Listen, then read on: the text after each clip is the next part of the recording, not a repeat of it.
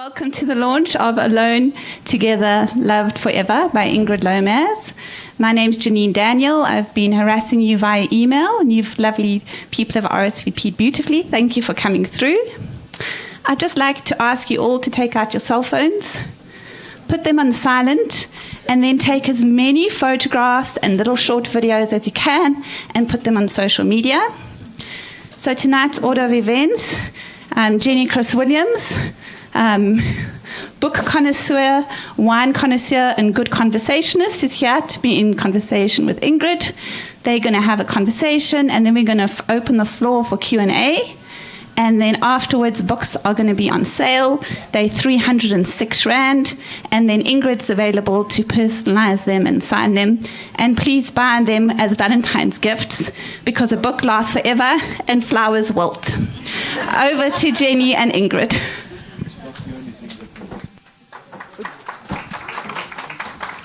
Janine, thanks very much indeed. I know the sound is on, so thanks very much indeed. And I have to say that I've just enrolled for another wine course.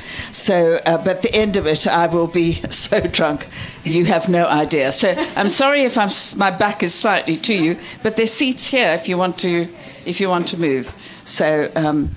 So we haven't met before, but that is part of my life. I interview authors. I research them beforehand. There was nothing juicy on your website, but I was hoping. I was hoping. And I looked up Google and Wikipedia, no affairs with anyone of consequence. And so I thought that we'd just settle down and we'll just have some fun. So my very first question to you, Ingrid, is why write a book? Because writing a book is not easy. Well, I... Still into your microphone? Oh, course, yes. What a good idea. Can you hear me? It's the sound is on, unless you've turned Hello? it off. There we go. There we go. Well, I decided a few years ago, I am a writer, but from the advertising world, so kind of very different, actually. And I decided I'd like to write a memoir. And I started writing it, and even I thought it was quite dull. And I thought, I don't think this is the right time to write it. Okay. So I kind of shelved it for a while. And then I've always been interested in the spiritual realm, so... started at quite a young age in a way, and attended millions of seminars and workshops and what have you, and read every book I could lay my hands on in that regard, and then became a bit disenchanted with it because I understood it on an intellectual level, but I didn't feel it, and I sort of gave up on workshops in general and my interest in the realm. So I then had this most remarkable thing happen. I had what I call is my wake-up call, and it happened, and it was absolutely amazing. And so what was your wake-up call? My wake-up call was that I had been out, usual kind of Friday night, drinking, indistinct conversation, boring basically, came home and felt very, very miserable indeed, and thought, what is it? You know, why can't I feel fulfilled? You know, why me, Lord? Kind of moment. And then I started flicking through my phone, as we do, looking for something, and I found a link that had been sent to me from the person who conducted the last workshop I'd been on. And I hadn't been on workshops for a very long time, and I had been on one fairly recently, and he had sent me this link, and I'd saved it, but I hadn't opened it. So there it was, and I thought, oh yeah, ho hum, here's another one. But basically, let me see what it's all about. So I lay on the couch and I started listening, and suddenly he was saying everything that I'd heard a million times before, but it suddenly started resonating with me. And that was the beginning of this particular journey. And that's why I thought, there and then, I thought, this is what I've been waiting to write about. And I also realized at the same time that my memoir was a wonderful vehicle to get everything that I'd experienced and the wake-up call through to everyone, because they interconnected beautifully, and hence this book. So well, a book is no small undertaking, and I know it can be very, very difficult.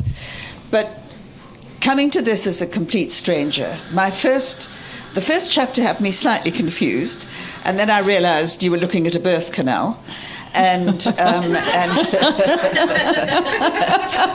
which was unusual. And babies do it all the time. Yeah, well, and it was a difficult birth, and your mother was swearing then, and she continued to swear forever. And you had such doubts because of where you'd come from that maybe you shouldn't be born at all. Mm-hmm. But by then it's too late. I mean, you're in the birth canal. Yeah. So you've got to come out one way or the other. And so out you came, and that was the beginning of, I think, a really difficult relationship with your mother. And this runs throughout the book right until the very end, which is, I think, really, really sad at the end. You've written that beautifully. So tell us a little bit about the early stages of your conflict with your mother, because it changed as you went along, but fundamentally she wanted you to be her little doll, basically.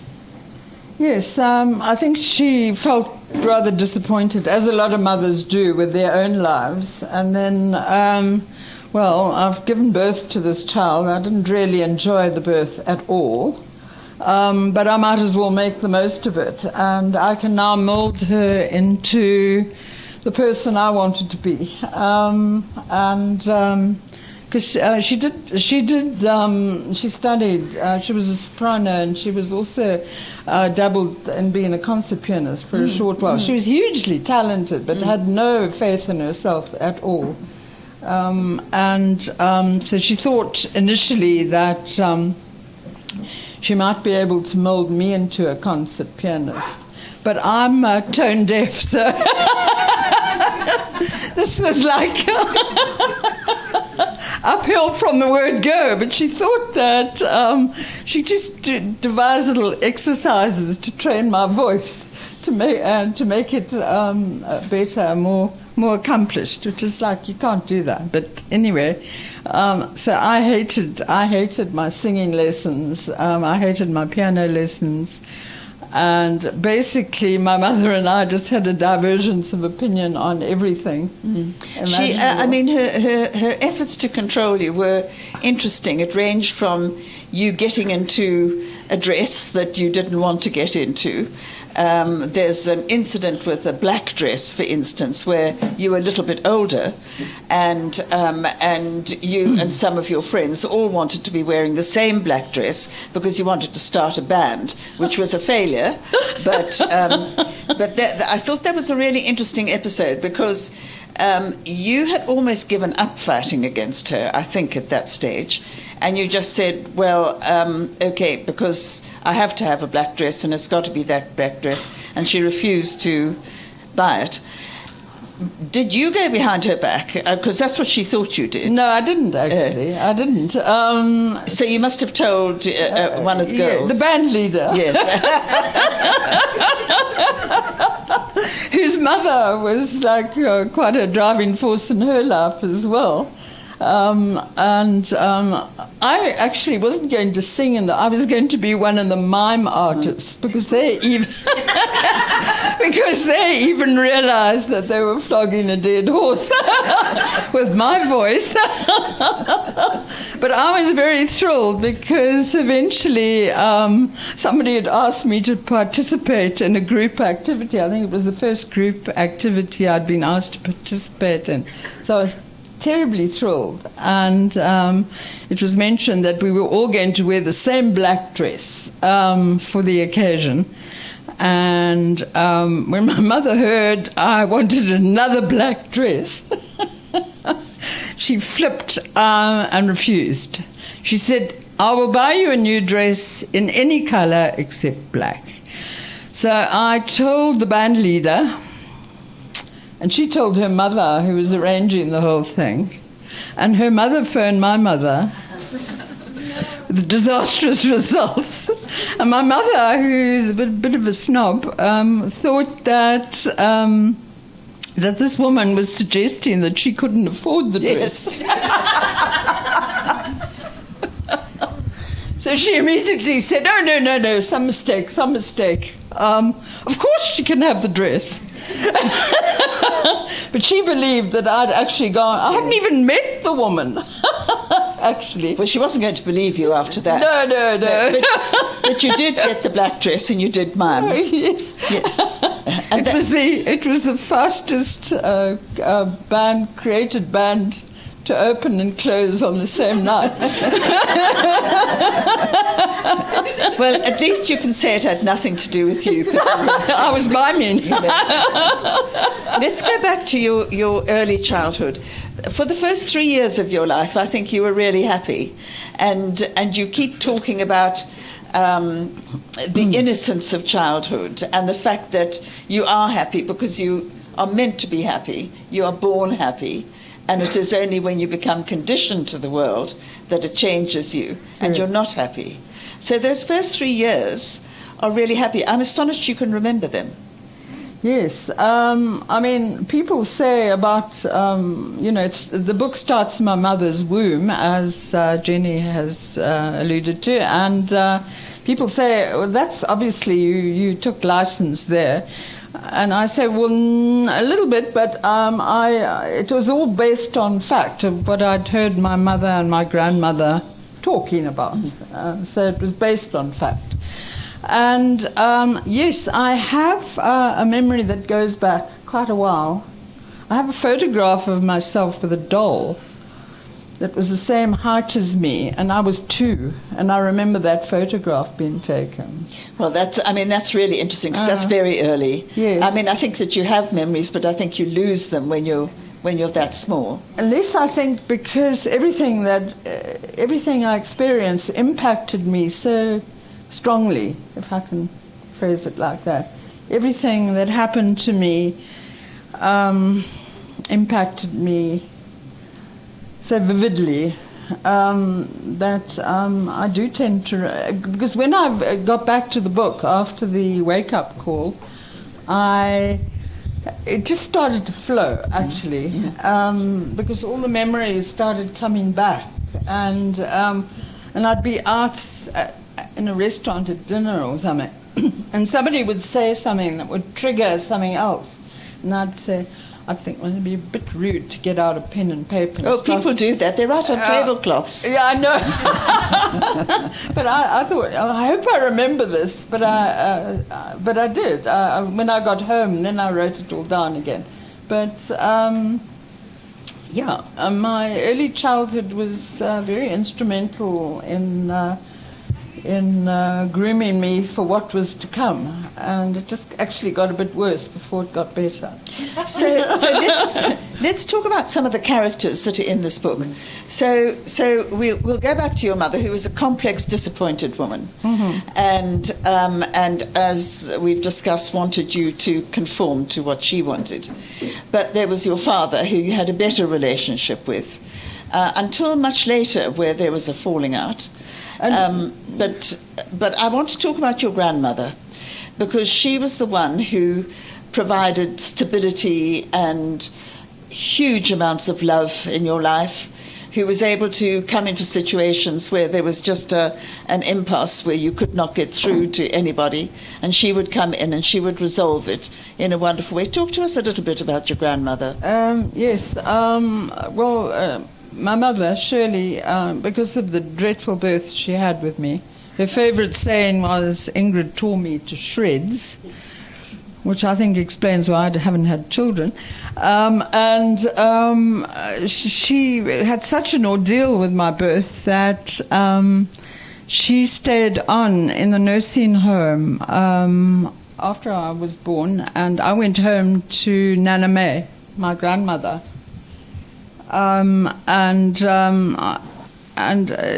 Everything in life was just so wonderful from that moment onwards, because she was so loving, and we had this tremendous bond that held, right through until her death when I was 12. And, I just felt that, I felt the love, I felt the warmth, and her house was known as May's Clubhouse because there was a constant stream of people popping in and out for breakfast, lunch and dinner and teas and all kinds of things. It was that sort of time, I think, where one could afford to do that. I don't think it happens anymore. And all these people, of course, as I say in the book, I was so thrilled that they actually not only came to see my grandparents, but they came to see me. And I experienced not only love from my grandmother, my grandfather, but their whole extended family and friends who visited May's Clubhouse. So going back to your mother, and that's a wonderful memory. Going back to your mother, she was unable to give emotionally. It's quite obvious that she couldn't give emotionally. Mm-hmm. She wanted to control everyone. She was excessively judgmental. Mm-hmm. And you write about her bumping into a school friend of hers, who was a bit untidy, and I think she had the artist, and she had a bit of paint and whatever. And you were invited along to the house, and the house was chaotic, but and there were kids and all over the place. But there was a warmth, mm-hmm. and there was a feeling that you could, just be yourself there, and they were very welcoming. And she just took you out of that almost immediately. She was horrified. She was horrified. She started from the moment we arrived outside. I say in the book that the house was a bit tumbled down, and Shirley was looking at the address again, hoping like hell we'd got to the wrong address, but we were actually at the right place, and we ended up having tea outside her studio. And she suggested to one of the children that I be taken out and shown the tree house, that I may be interested in playing in the tree house. And that's, I think, the time Shirley decided we were leaving. She announced, absolutely not. Ingrid is wearing a new dress and is not the type of dress one wears to climb tree houses. And that was that, actually. And we'd almost left then, but not quite. One of the other children, it was just after he carved his initials on the dining room table.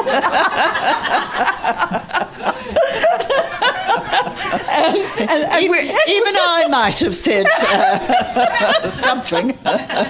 So these poor people, they made a valiant attempt to see more of us, but they were never welcomed. I think they were the first time. They were given tea on the veranda out of plastic cups. And then thereafter, they lived fairly close by. Thereafter, they were discouraged. Well, they would ring the bell and we would have to pretend we weren't at home, because there was no way that this child was going to carve his initials on Shirley's dining room table. Or run around. Yeah, or run around. Or anything.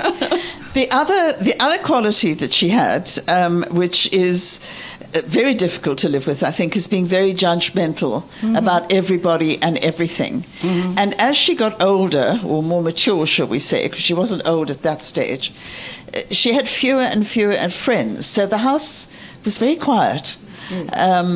And the only noise, really, was your father coming home and conversations, the odd argument, and whatever. It was a very still, quite empty house.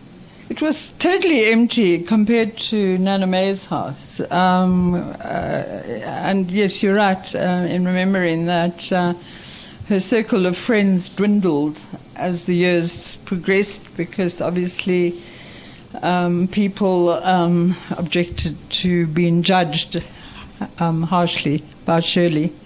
So it set a pattern in place. And I must say, I also mentioned that I've had to address judgment issues myself. I learned to be, Shirley taught me well to be judgmental, and I've had to fight against that. Still creeps in from time to time. But I at least am aware of it and can handle it better than if I wasn't aware of it. Well, I'd be another basket case.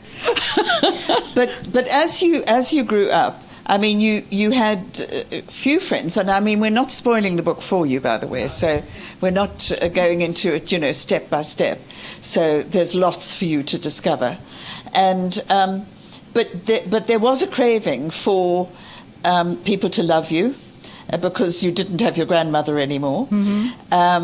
You were very interested in men, and I was half hysterical when a Reuters correspondent, you must have been about 18, yes. 19, and they're rapacious creatures anyway, foreign correspondents.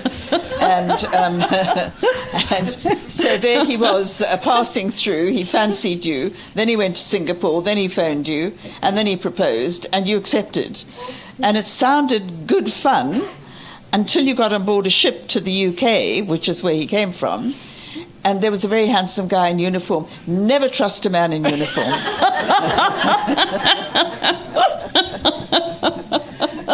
Tell us about that. Wow. Yes, I'd always wanted, I had a dream to go on a sea cruise. So when I received this proposal from Singapore, Shirley was absolutely thrilled. He was just the right kind of guy, came from the right stock. Had a wonderful future ahead of him, according to her, and she also bonded tremendously with his mother. In fact, they never met. But they corresponded. And they loved one another.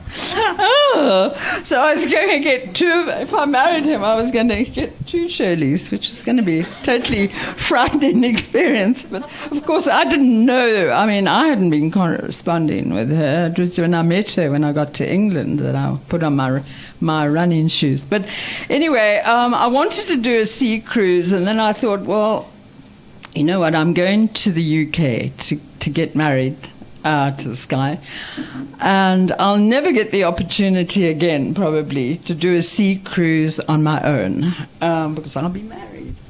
So I said I would like to go to the UK by sea, and of course Shirley and Bill were kind of, what a strange thing. No, you must fly. No, I want to go. And then I asked him, the groom, what he thought, and he said he was just dying to please me in every way. He's actually a very nice man. He just wanted to please me, and he said, yes, darling, if that's what you want, you must do that. Little did he know that I was going to meet the man in the uniform on the ship.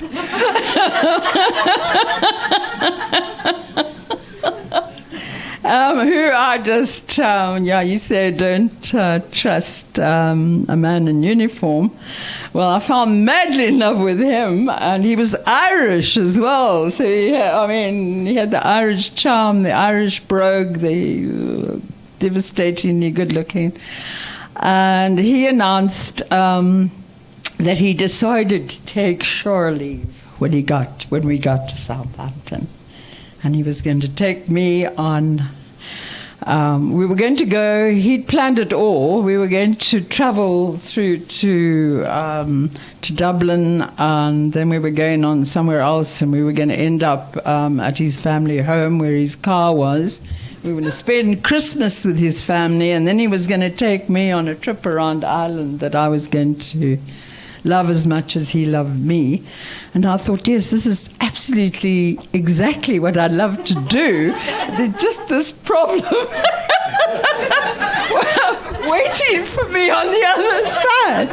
So I thought, and the days sort of carried on, and I thought, I don't know how I'm going to actually broach this subject. I'm going to have to tell him. So you did it after 6 in bed? Yes, one night after 6. The night before we docked in Southampton, in fact, I built up the courage to say to him, and I got it all wrong in my anxiety. I got it all wrong, and I messed it all up by saying, I should have started by telling him how much I loved him and that I'd made this huge mistake. And I wanted to, could he guide me out of it or something? A mature woman would have known what to say. But instead I blurted out, well, would you forgive me for anything and everything that I ever will do? And he said, of course, my darling. So I said, well, then I must tell you that I'm engaged to be married and the fiancé is meeting me in Southampton. Whereupon he was totally shattered, as one would be. Well, I don't think he spoke to you again. No, he did. He said, I'm going on duty now. And when I get back, I don't want to find you here, okay? And I was trying to say, no. Then I was saying what I should have said in the beginning, like, no, I love you. Please, I want to be with you. And but by then he said, go and marry this guy or whatever he said, but don't think I'm going to be taking his place. He probably thought I was a real little harlot, obviously. Well, I mean you were, but never mind. Yes. Guilty as charged. So now you discovered that you liked sex, you discovered that you liked men, and unfortunately you went back to South Africa. You went back to KwaZulu-Natal, and you met someone who actually was very like your mother, but you didn't really realize that at the time. Mm-hmm. And you had you got married to him. Yeah. I was astonished in the book at how long you actually managed to remain married to him. But that also increased your sense of alienation from him, obviously, because he was very difficult, and we won't go into everything. But talk to us about alienation, because you had something that rang all sorts of bells with me, because it just explained why you struggled so much, actually, with your mother. And when you were born, everybody thought you were asthmatic. Mm-hmm. And it got worse and worse and worse until you were referred to hospital. Yes. Just take us through that, because it sounded very frightening. Hospitalization. Yes. Yeah. Yeah. Well, first of all, they thought I was a blue baby. And then the gynae said, no, actually she's having her first asthma attack. So I was labelled an asthmatic, and I was treated like an asthmatic from there on in. And I wasn't allowed to play sport because my mother had a friend who was a doctor who thought I think he's the only doctor I've ever heard of in my entire life who thought that sport was bad for asthmatics. But between the two of them, they decided that I shouldn't play sport. So, of course, my so-called asthma got worse and worse and worse, and it was obviously linked to stress, and I was hospitalized for 2 weeks at the age of 5 for an asthma cure. And the doctor who was in charge of that little escapade felt that it would be unwise for my parents or any member of the family to visit me during the period because it would stress me, yes. Well, I actually thought that I'd been abandoned. I began, as I say in the book, to feel as like a child whose parents had been written off in a car accident or something like that, and that I was suddenly an orphan. That's what I began to feel, although I didn't know much about orphans then, but I did understand that they weren't coming back. 2 weeks is a long time for a 5-year-old who is suddenly uprooted and doesn't see her family for that period. It was after the first few days that I started to seriously doubt that they were coming back. And at one stage, towards the end, I began to think that maybe I'd imagined my previous life. That's how bad it was. But then when the 2 weeks were up, I didn't know anything about how long I was going to be there. It seemed like an eternity that I was there. They suddenly magically appeared, all 4 of them. My mother, my father, my grandparents, they all came running down into the ward, arms outstretched, so delighted to see me. And of course, my asthma had really got bad at that stage. I mean, it reacted very badly to all the stress, and I had lost a tremendous amount of weight. I was a little rag and bones, it wasn't particularly with joy that I saw them coming down the passage to my bed, to my cot. I kind of didn't actually believe they were real for a moment until they started talking. And my grandmother was terribly upset about my weight loss. My grandfather wanted to go and find the matron.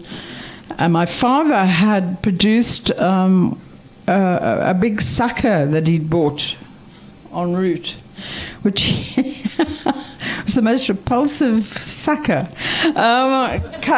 over-coloured sucker that he thought was, going to make me very happy. And I just remember this awful thing. And then Shirley was a dead giveaway. She said, and look at the state of her, that she's in a dirty nightie and it doesn't look as though her hair's been attended to in weeks. Then I knew. She's right. I knew her. I knew these were there. They'd come to rescue me in a strange sort of way. So let's talk about the one person. There was a scene in the book somewhere where you woke in the middle of the night with a nightmare, very frightening nightmare, and it was your father who came in to look after you. Yeah. And he knew that it was due to the fact that you had been taken away and you were, so distressed. Mm-hmm. And that carried through for quite a long period of time for you. It did. And that sense of loneliness also for quite a long time. Well, the recurring nightmare lasted quite a long time, and I felt very alone, hence the word alone in the title of the book. The only time I didn't feel alone is when I was living with my grandmother. And then, but I was uprooted from that and living with Bill and Shirley full time, and having this little episode with the asthma in the hospital, and not being allowed to really play with children because I'd get dirty and also all these things which actually forced me into a situation where I was more than an only child. I was an alone only child. You talk early on in the book about the difference between needing and wanting. Mm-hmm. Explain that to us, because for me this is the more spiritual side of your personality and your life. Yeah. And I don't know whether you thought about it then or whether it's because you think about it all the time now. No, it is something that comes from spiritual teachings. And which I also, to do with my wake-up call, something that I knew on an intellectual level as well, but have only since the wake-up been able to understand fully what it means. Mm. And what it means is that if you need something, you'll push it away. But if you want something in order to make your life better, to spoil yourself, in other words, you will benefit by wanting, because you can give yourself what you want. But if you have a need and you're needy, either you need money to pay the rent or you need money for the school fees, as long as you're in that kind of mental mode, you're just pushing away those funds or whatever it is that you need, or love. And I need to be loved rather than I want to be loved, and I am going to be loved. So that's the difference between needing and wanting. They sound quite similar, but until you actually action it and put it into action, you kind of live under the misconception that they are the same, and they're completely different. Mm. So you have to sort of recalibrate and understand the difference. So where did the spiritual side of your life come in? Because it wasn't while you were at school. It was later, wasn't it? It was later. I had an interest I went to a convent, but I was christened an Anglican, and all our family were Anglican, and I was sent to a convent. My mother went to a convent, my father went to a convent. They were considered good schools. And immediately I arrived at the convent, we had in the assembly hall, we had the majority of people there were Catholic. So one half of the hall was inhabited by Catholics, and the other side was the rest of us, all thrown together. And I was so enamored of the Catholic religion in terms of the Hail Marys and the holy water and the rosaries and all that sort of thing. I quickly moved to the Catholic side of the hall, and I'd do the Hail Marys and the whole number. And I had a pet nun who's used to trail this poor woman holding her rosary. To follow her around holding her rosary. She was quite kind to me. She allowed me to do that. So I think it was a sense of belonging as well. And all that came to a bit of a grisly end when it was established what I was doing, and that I had to get back to the Anglican. Well, it wasn't the Anglican side of the hall. It was everybody except the Catholics. So that was my sort of first interest, if you like, in religion. And then I decided that there were too many religions and they all thought they were the one. And I started reading up on all of them and using the information that I gleaned to shoot all of them down. To pick holes in them and shoot them down for some strange reason. And then I satisfied myself that they all were not correct, that there was something else. There was something bigger out there. And that's when I became aware of the spiritual realm. and which was non-denominational. So it's quite interesting, because I was just looking at the people you give credit to. Eckhart Tolle, Carolyn Miss. I mean, she presumably has had quite a big influence on you. Yes. Khalil Gibran, Louise Hay as well. I mean, very, very well known. Deepak Chopra. I've not heard of this one, Jesus in A Course in Miracles. Yeah. What's that one all about? Okay, A Course in Miracles has had a great effect on me as well, influence rather. A Course in Miracles was supposedly, or is, written by Jesus Christ. He was channeled by a woman in the 40s or the 50s to write his Jesus Christ's correct assessment of what actually happened to him during the crucifixion or the potential one, and the resurrection and everything like that. And it flows from there. So I don't want to suggest here everything that is written in A Course of Miracles, because it may offend people. You have to be in the right frame of mind in order to even contemplate it, let alone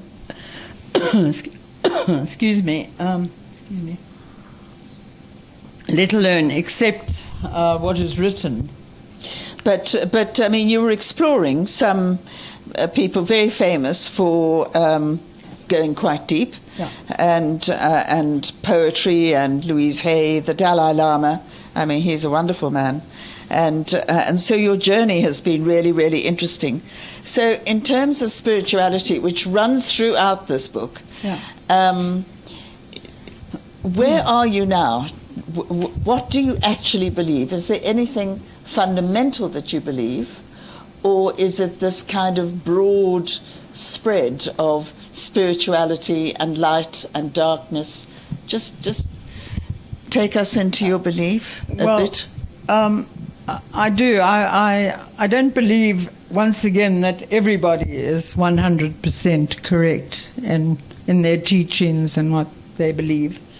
I believe there's a common thread that runs through all the beliefs, and they're all worthy exponents of that thread. And the thread is that we are eternal spirits. This body that we occupy during this lifetime, and different bodies in every lifetime. I do believe in reincarnation.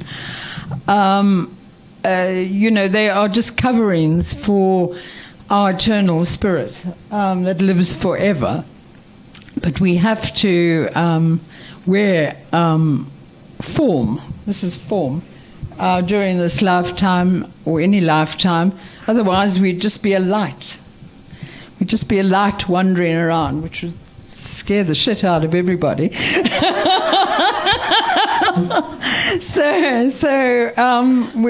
But we are, regardless of whatever form we occupy in any lifetime, we are eternal spirits, and we are not just ourselves. We are attached to our God self as well, which is our higher self.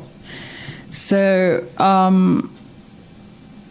we're never alone, actually. We come into this. We don't come into this world alone.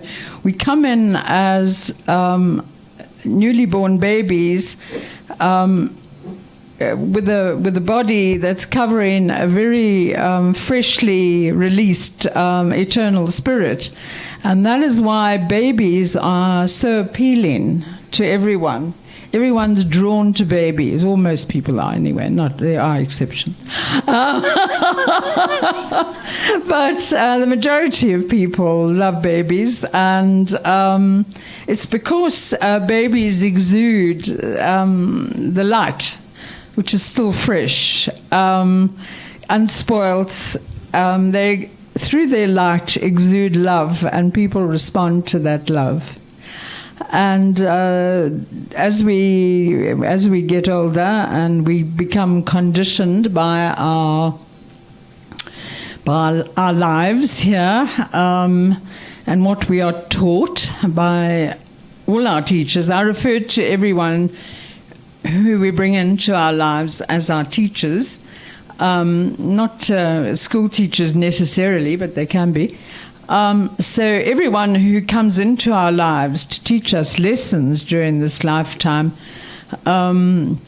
sort of dampens that inner spirit somewhat.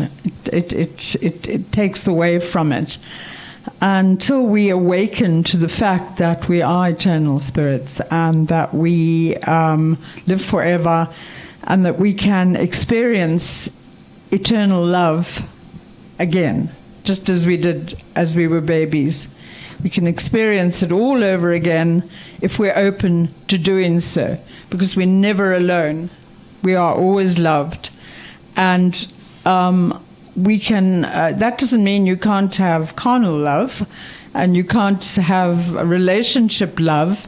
In fact, love with others becomes heightened through your experience of love with your maker, as I referred to your God self. So I hope that kind of... I'm being very brief because because it is also in the book, and also I think people can explore by reading some of the people that have influenced you. Janine, maybe it's time now to ask if anyone's got any questions. So if any of you have got any questions so far, give us a call. I was going to say give us a call. 883-0702. Old habits die hard, Jen.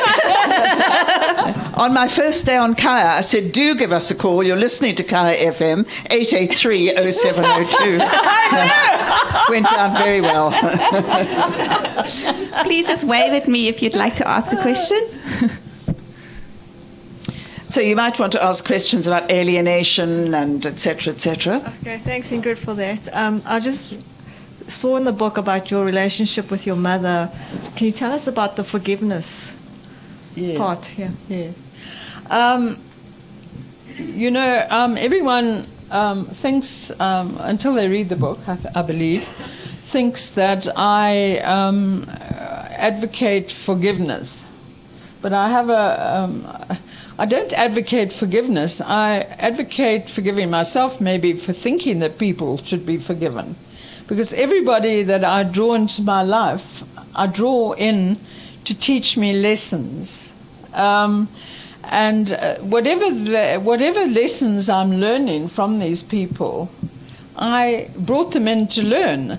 So how can I criticize them for sticking to their script, as I call it? Like Shirley, my mother, I believe you choose your, I'm now going a bit high there maybe. I believe we choose our parents as well. And I chose Bill and Shirley, and until my awakening and my acceptance of the fact that we all do that, I had awkward moments with Shirley, as you know. But I have a chapter in the book that says forgiving Shirley for everything she never did to me. And that applies to everybody. So there isn't anybody, I can truthfully say that there is nobody in my life today or who has ever been in my life that I hate and despise and dislike. I have a great love for all of them because they all, in their different ways, have taught me so much, and I am eternally grateful for the lessons I've learned. Last question. Thank you, Lynn. Other questions? Hi, Ingrid. Hi. So the first one is, I'm very curious and interested in the process of writing the book. Yeah. And what was beneficial for you? What did this teach you? How this contributes to your awakening, your enlightening? What was the whole process teaching you? So this is one of the questions. I think I have another one. So they may be connected. Yeah, well, as I was saying earlier, I did start writing a memoir, and it wasn't fulfilling. And then I had the wake-up call, and so I combined the two because I realized that they were totally interwoven with one another.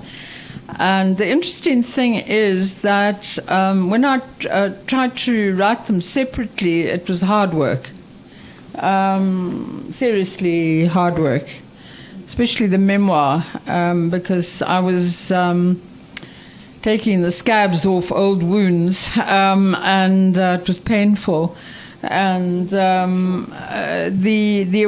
awakening, the wake-up call, gave me this supreme understanding of why I had the childhood and the life up until then that I'd had. So suddenly it was like being released, breaking out of jail, if you like, and having the freedom suddenly to write from the heart, because the wake up is something completely different to the intellectual understanding of what spiritual teachings is all about. When you have the wake up, and I cried for weeks afterwards. I was brought to tears by the experience. It's a release. It just releases you to be yourself and to share your innermost thoughts openly and without fear. You see, fear is the opposite of love. So suddenly you become fearless, and you are able to be totally truthful in what you write. And as soon as you experience that feeling of freedom, it all starts pouring out. So it was just the release was so wonderful and allowed me, and I think also my connection with my God self as well played a huge role, because often I would just suddenly realized that I'd written a whole chapter almost, and I'd just been guided somewhere along the line to write it. And I'd suddenly go, oh my gosh, I've actually written a whole chapter here. Who actually wrote this? So when you finished, when you did that final full stop, you'd almost lost a companion, hadn't you? No, never. No. Never. But you had finished writing. I had finished writing, but I've never lost my connection with my God self ever again. Yeah, but I'm talking about the mechanical process of writing. Oh, the mechanical process. Because it was a very close companion. Yeah, and will be in the next book as well.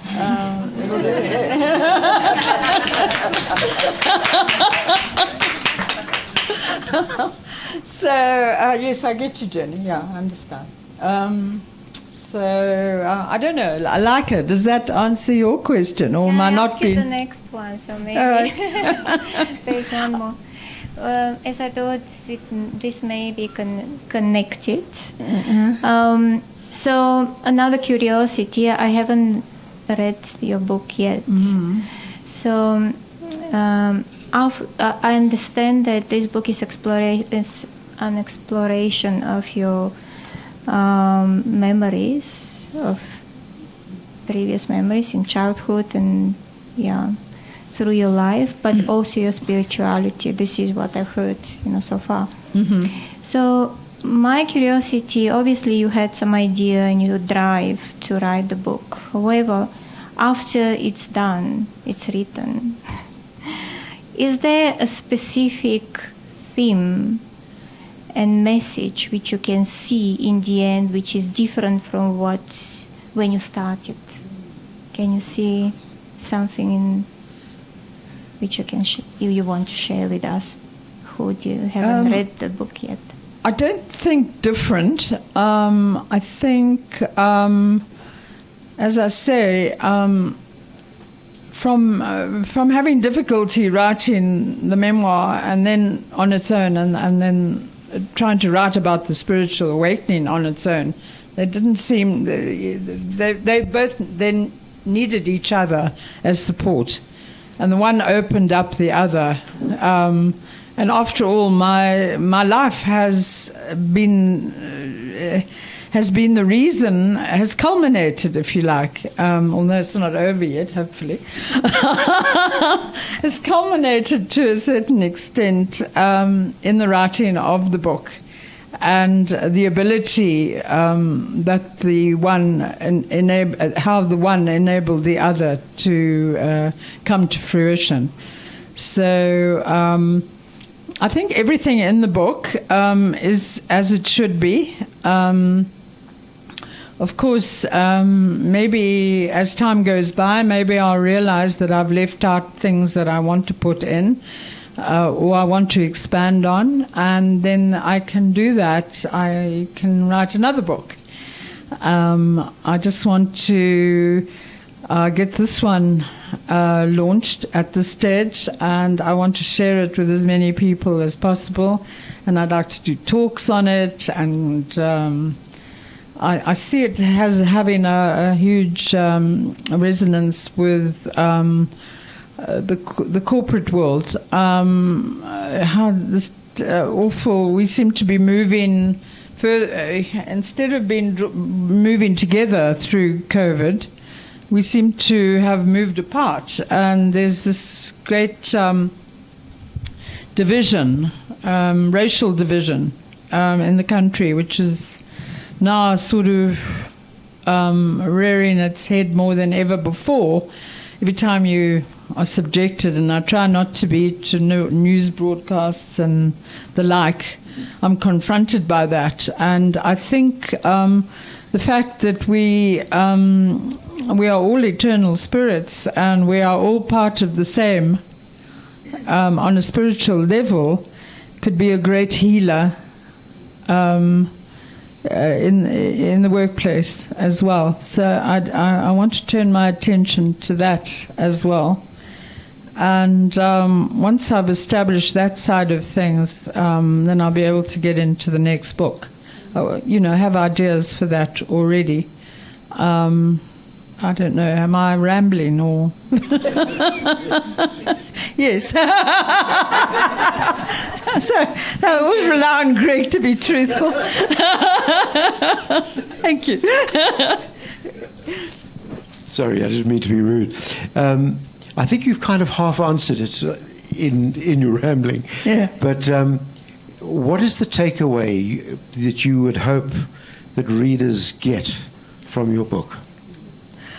That's a good question. Thank you. I would hope that people who are looking for something, everyone's looking for something, no matter what you've got in life, whether you have $1 million home or car or husband or wife or children or whatever, it's never enough.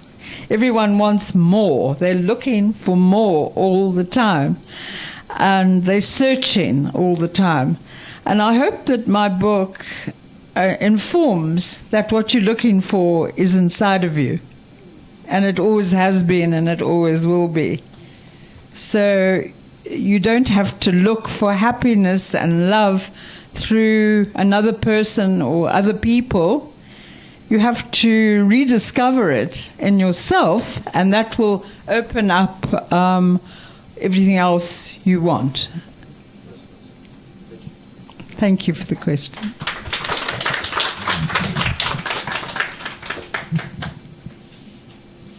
Well, at this stage, I want to say thank you. You've been a fantastic audience. I've loved the questions, so thank you very much indeed. And Ingrid is going to sign copies of books that you're all going to buy. And remember, it's Easter now, so you're buying for Easter, for gifts and things like that, and whatever. You need a reason, but, artists and writers, they've got to live, and live well. So, just get your copies and get them signed, because that's just a lovely way of having your own personalised copy of a book. So thank you very much indeed. Thank you, Jenny. Thank you, everyone. And thank you, Jen. Thank you for and coming. thank you, Ingrid.